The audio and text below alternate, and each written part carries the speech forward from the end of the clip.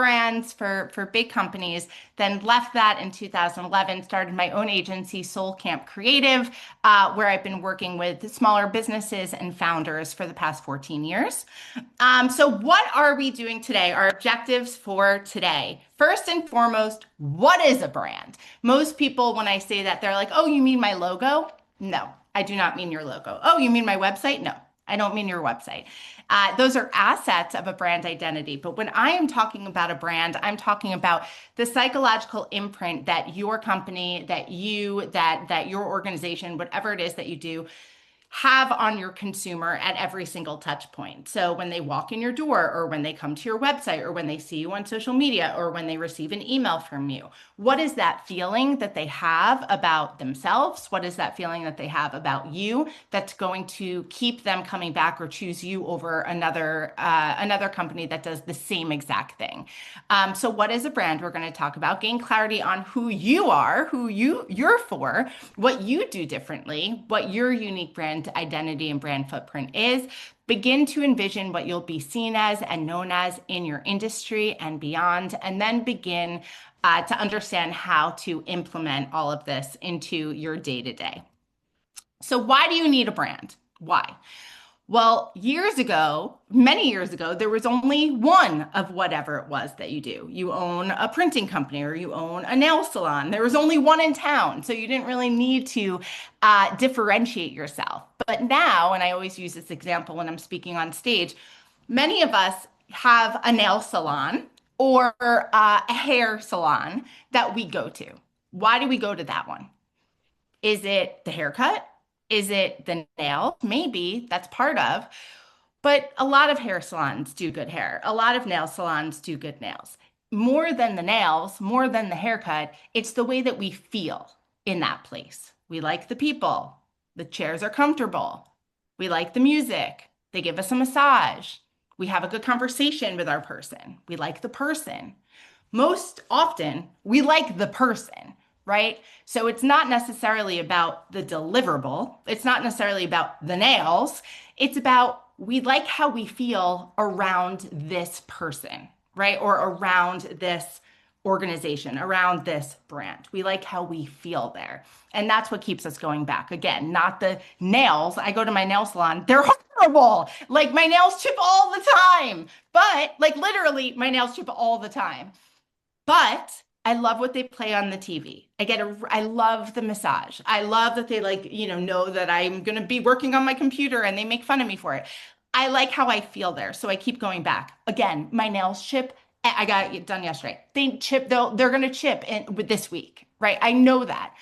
Why do I keep going back? The feeling that I have there outweighs the chipping. All right. So why do you need a differentiated brand? We are inundated, oversaturated. There are a million nail salons.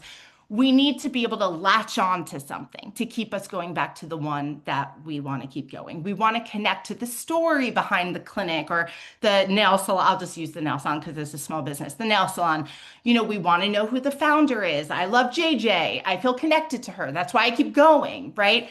More so than just a random nail salon that I can, find off the turnpike. We want to learn from, we want to relate to, we want to buy from, we want to engage with people, places that we actually connect to, right? And we're social beings. So we want to work with people that we like. We want to go into a store with people that we like. That is who we are. And so sometimes small business owners forget that and they think it's just the product. It's just the product. It's so much more than just the product. And I have been trained, again, by billion-dollar drug companies. This is what they're doing, right? And so the billion-dollar drug companies, why are you choosing one thing over another? The insight is not just the insulin or the price point. That's a part of it. But it's how does this advertisement make you feel? Make you feel about what's possible. Make you feel about what your life could look like, make you feel about what it's going to be like to engage with this product. So that's all part of what a brand means. Your why is your substance. So like what I said, people are yearning for authentic brands. They want to know the story behind them. Besides the obvious product or deliverable, again, I said this, the reason that people are going to want to keep buying from you is the way that the interaction makes them feel, the way that being part of the community of whatever it is that you do makes them feel. Tom Shoes is a great example. Tom Shoes created ugly shoes. They're objectively not cute shoes, right? Objectively. But by being part of the Tom's community, and they did this very strategically and they did this very well and they did this very authentically, so it wasn't just like making it up, meant that you were part of intentional living, that you were a good person, that you wanted to give back. I like feeling that way about myself. I'm going to wear Tom's shoes because then I walk around and people look at my shoes and they know, oh, they know that they think different things about me that I want them to think. Does that make sense? Yes. Okay. So same with, and that's fancy bags. Why do people buy a fancy bag with a logo all over it? It maybe they love the logo, but more than that, I mean, I'll use myself as an example. I drive X car, right? Because I want to look like laid back, but also kind of fancy, right? It's not just the car. It's also the how it makes me feel, right? How it makes me feel. So besides that obvious product, it's all about the feeling, right? That's like the biggest thing. If you take away one thing from this presentation, let it be that what your brand is how you make people feel. And they are going to buy, continue buying, continue engaging, continue going on your retreat or whatever it is you do based on that feeling. People come up to me and they're like, I don't even know what you do, but like, how do I work with you? It's not, it's about how I make them feel, right? It's not about what I actually even do. It's they want to be in the energy of whatever it is that I'm providing. All right, so I'm going to show you a few examples just of a few of my clients, right? So this is a doctor, right? And so he is a gut health expert. He works in a clinic in South Carolina. He's all about digestive health. The feeling that he wanted you to have about him was not, ooh, doctor, was, hey, Will, you're my neighbor. I can ask you for you're so accessible and engaging and, just like the dad down the block that I can ask for advice. So everything that we did with Will, very strategically, he's not in a lab coat, as you see. He's not in a hospital setting. The colors are bright. He's showing his tan and his muscles. That's all strategic. I want you to see I'm fit, I'm healthy, but I'm also just the dad next door. He doesn't, Dr. B, we're not even saying his whole last name, right? That's all strategic. He wants you to feel, oh, hey, I can ask Will anything. Oh, hey, I could just text Will and ask him. That's a feeling that we're generating, right? It doesn't matter. We're not leading with he went to Harvard. We're not leading with he's the number one gastro surgeon, in South Carolina. We're not leading with any of that. That's not what's important. What's important is, hey, guys, that feeling, right? It's the feeling that we're putting forward. Neurologist, another Harvard neurologist. Again, we're not leading with neurology. We're not leading with her expertise or her credentials.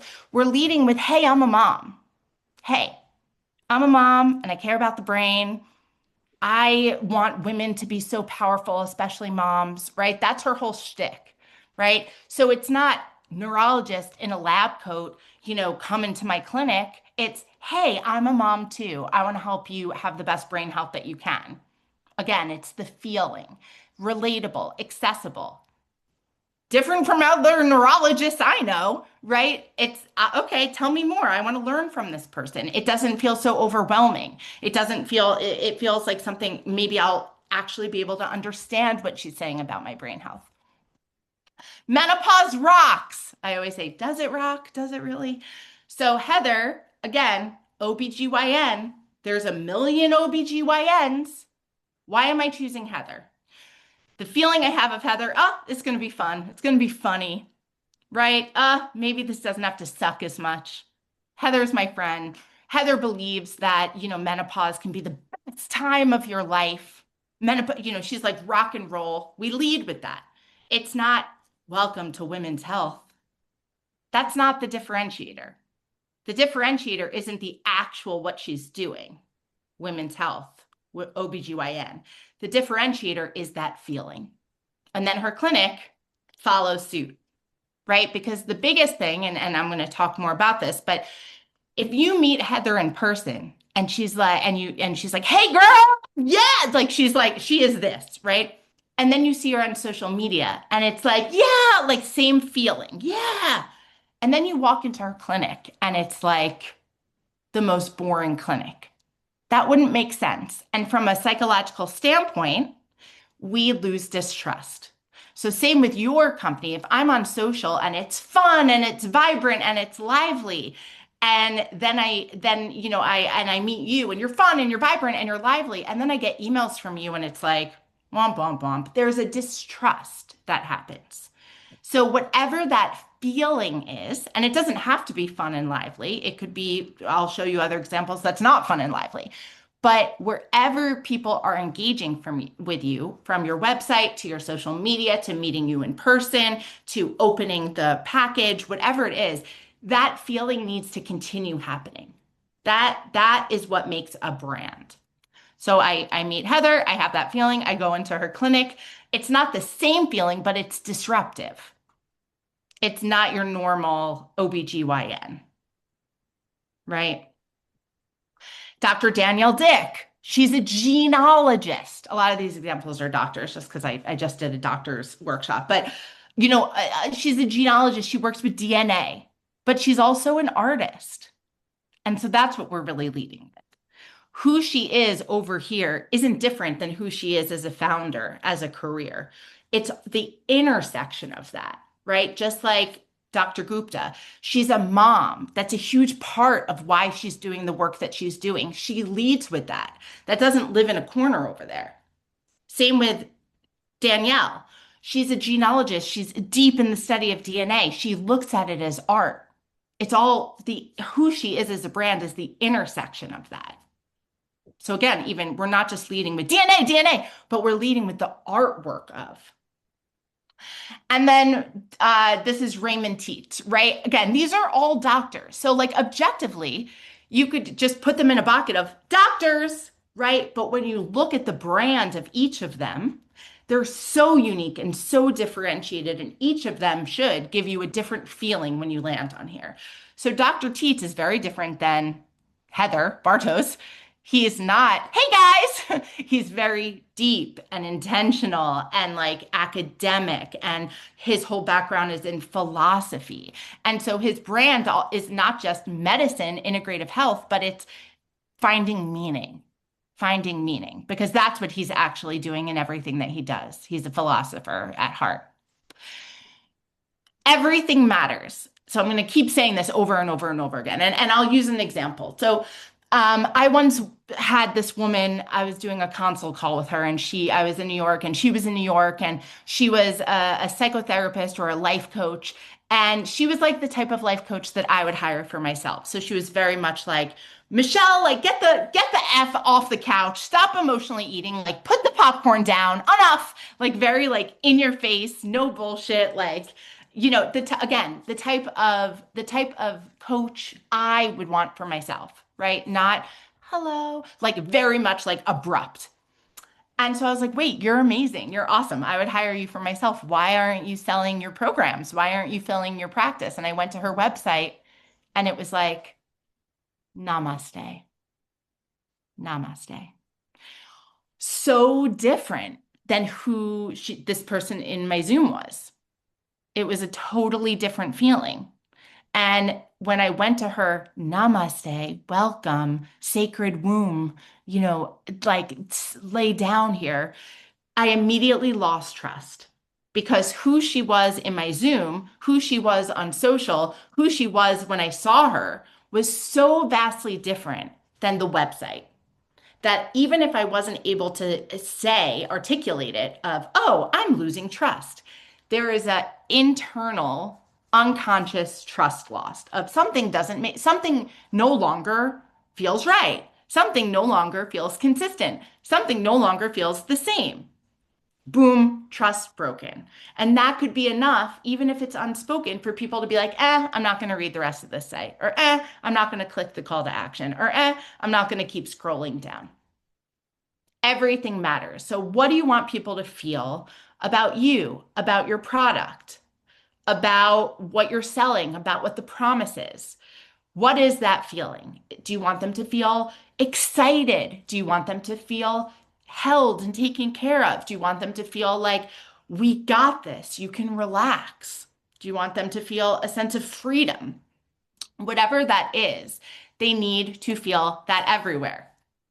They need to feel that everywhere. Okay. And that goes into the colors that we use. If you are a brand all about revving people up, transformation, um, anything is possible, that's a very different brand than come, you are safe, you are held, you are taken care of, we got you.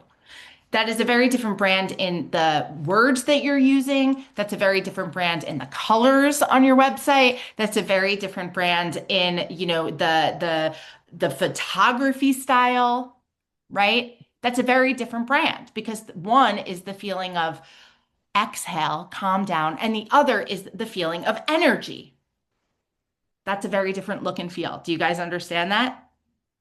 Yes? Yes. Okay.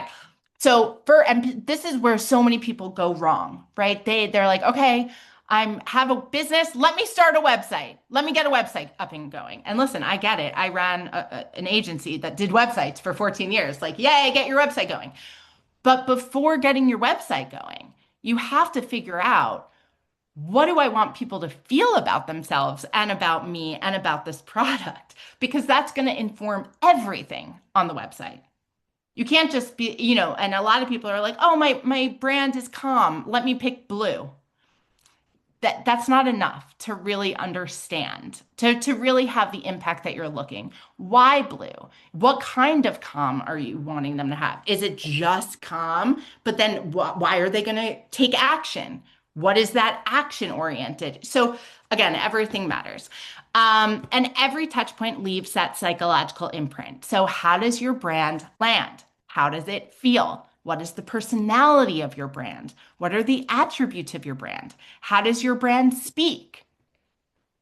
These are all different things that are not just, I need a website. This is all things that inform what's on your website. These are all the things that inform what's on your social media, how you even phrase a buy here. Are you saying buy here, buy now, or are you saying let's begin? Two very different brands, two very different brands, right? And all of that matters for your consumer. It's going to land differently in them, and then they're going to take action based on how they feel. You must create your brand, you must create your website, you must create everything based on that feeling. It's not based on the product, unless your product is the only one that exists and like nothing else, like the iPhone, years ago. Fine, lead with the product. Then lead with the product. But if you are doing something that other people in the world are also doing, you can't just lead with the product. You have to lead with with the feeling. And even Apple led with the feeling, right? They wanted people to, it was for the people who are thinking different, living different. Okay, I want to be that. Great, buy your iPhone. Here's your $1,000 phone. All right, so this is the process that I take people through when I'm working one-on-one with them. So I'm going to take you guys through it. So if you have a notebook or if you have, a notes app or something, jot this down because it's important just to orient yourself on where you are and where you're going. So step one always is assess. What's the lay of the land? So what is your brand right now? And not, I'm a nail salon, but my brand is comforting. My brand, it feels like home. My brand is like the best friend. My brand is, oh my God, I'm going to change your life. My brand is, wow, we're going to take care of this. But the brand isn't, we're going to take care of this. The brand is, so that what? So that they feel free, so that they can go live their life. And what is the feeling that you're giving?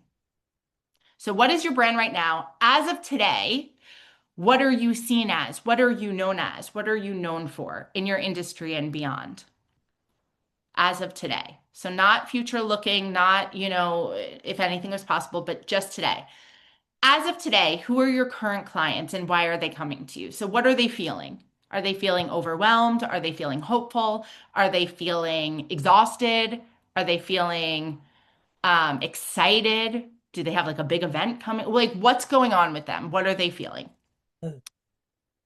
If they were to Google you, and I'm not saying Google for me, it wouldn't be like Google brand strategist.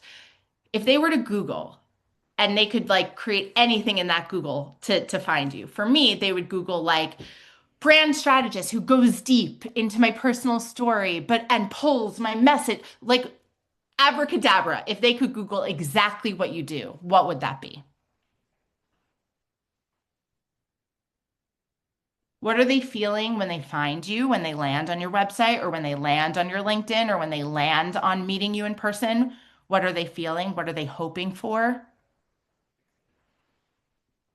And what do you do or provide that's different from others that they might be thinking of hiring or working with or buying that does that has the same product? What's different about yours? What's different about your business? What's different about the deliverable? What's different about the way that you do it? What's different? So I'm just going to give you like 1 minute just to jot some notes down.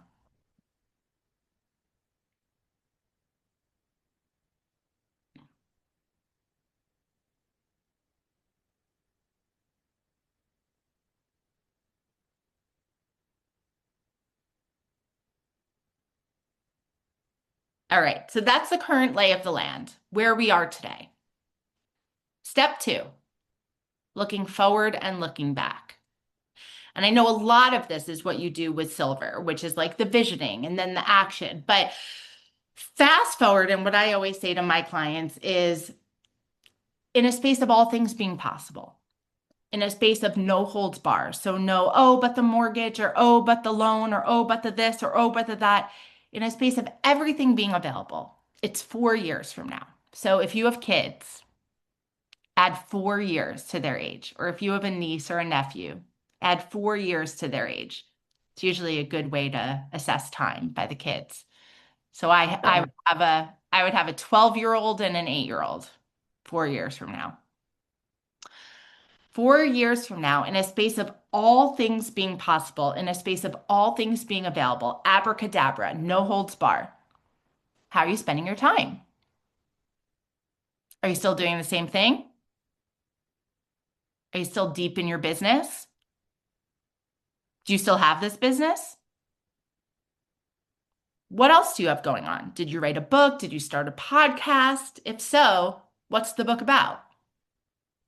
If so, what's the podcast about? Get specific. Not, oh, maybe, if you say, oh, maybe, like that's so inconceivable. All right, then yeah, it'll be inconceivable.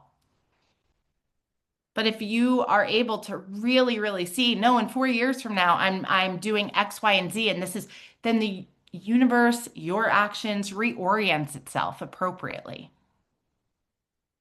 So you have to know where you want to go, declare it. So 4 years from now, are you still seen as and known as the same thing? Would people still be Googling the same thing that they did in the last slide to find you, or would they be Googling something else? If I was to meet some of your clients, some of your consumers in an elevator, what would they say? Oh, yes, you have to meet Chandra, or you have to meet Chandra's agency or her business. She what? They what? What would they say when they refer you? She's a genius, or oh my God, they took so much off my plate, or I didn't have to worry about meals anymore. It was delivered and I was able to actually have time to focus on myself again, whatever that is, right? What do they say about you? And what was your legacy? This is fast forwarding even more than 4 years. So let's say it's 15 years from now. So how old am I turning? I'm turning 42. So 15 years from now, I'm turning 57. What did I do? What am I doing? What did I do that was good? When people talk about me, remember me, what will they have said? What's the bigger vision? And it doesn't have to be related to your business. Business is part of it. Your career is part of it. Your organization is part of it. But for me, my legacy, I want people to feel less shame about themselves. Oh, being able to own all parts of themselves. I want them to see how their all different parts of their story matter in everything that they do, right? So yeah, I have a business that does that, but that's also how I show up in my life. That's how I show up with the other parents in the mom's group. That's how I show up at the gas station. It's not just my business. All right, so what's the legacy? Fast forward. And now looking back, what led you here? Why'd you start this business? Why'd you start a business? As a kid, did you know someone who had started a business? Did you see that in your life? Or did you not? And you were like, oh my gosh, I'm going to be the first. Before you started this business, what was your life like? Was it good?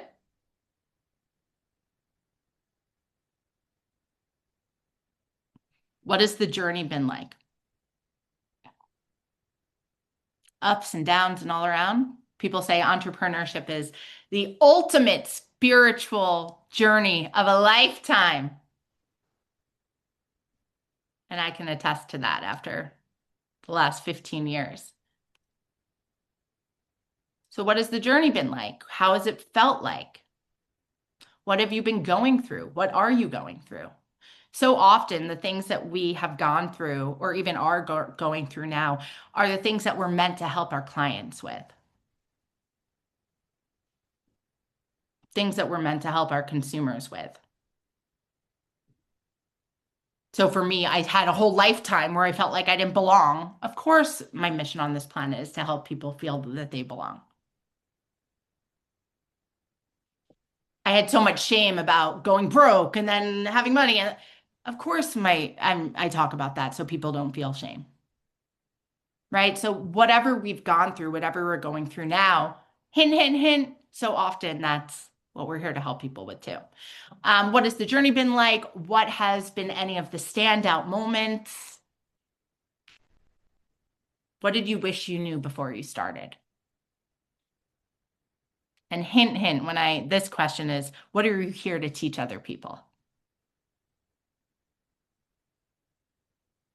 What did you wish you knew before you started?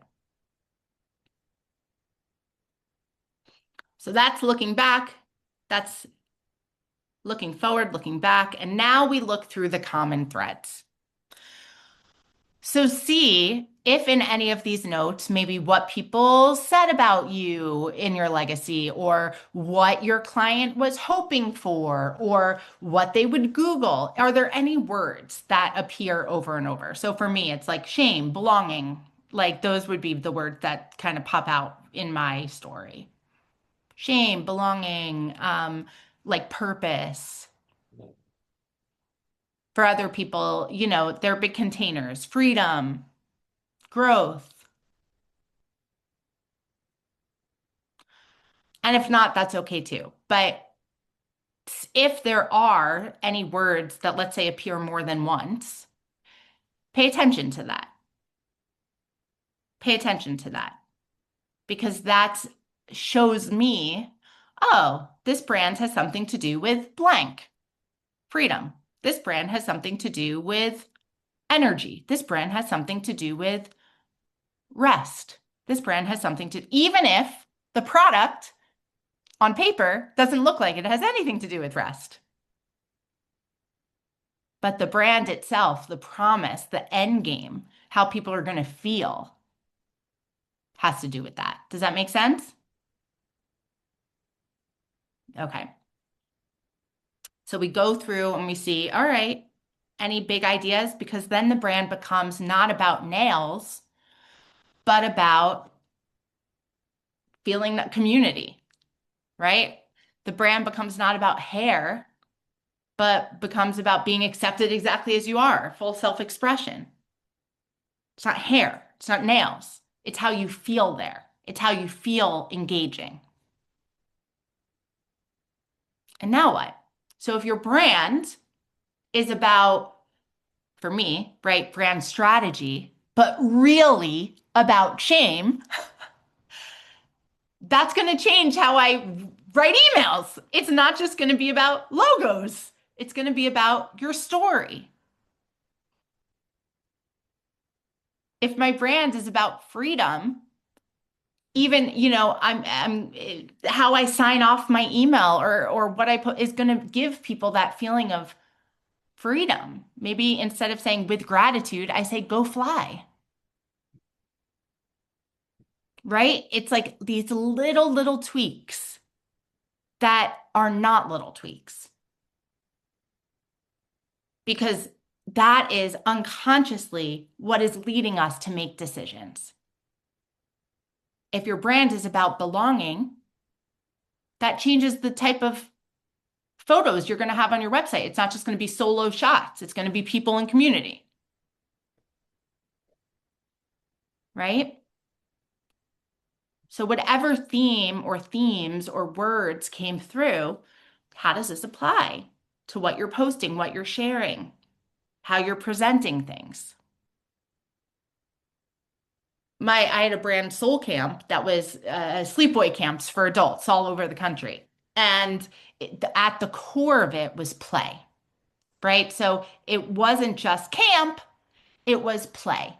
So everything that we did, be it, emails that we sent out or social media posts or even giveaways, we were like giving away Play-Doh, right? That doesn't have to do with camp, but that has to do with play because the brand was about play and bringing play back into our life. And the way that we did that was through camp. The brand wasn't necessarily camp. Does that make sense? So getting clear on that.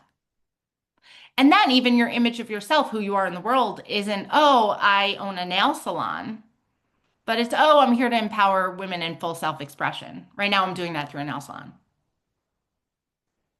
Different, but same.